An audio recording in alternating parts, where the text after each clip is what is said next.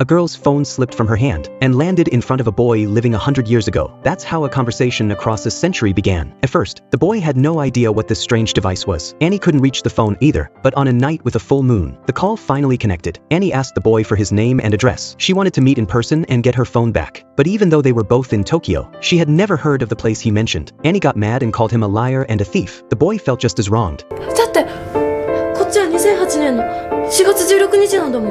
2008年だ？そう。100年近い先じゃないか。からかわないでくれよ。あ、そうだ。ちょっと待って。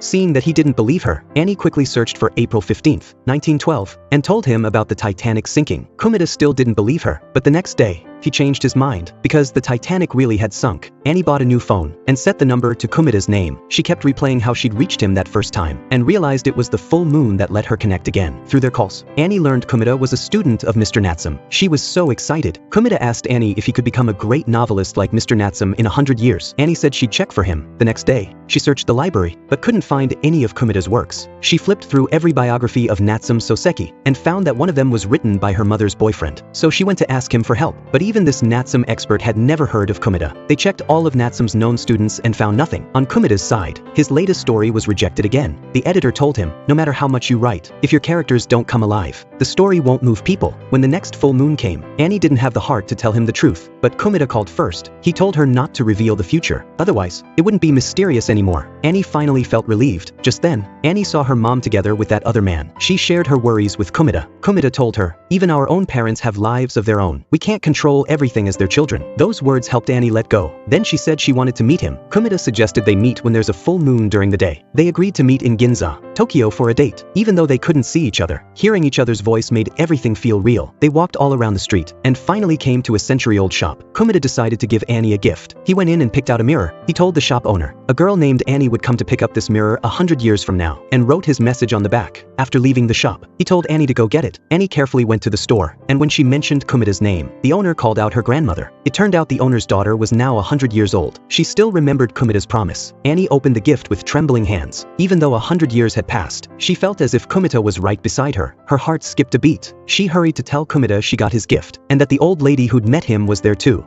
僕と会った。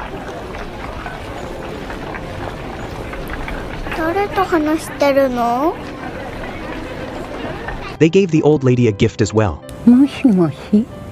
こんにちは。あら、かわいい女の子。お嬢ちゃん、名前は？ななみ。おばあちゃんと同じ名前ね。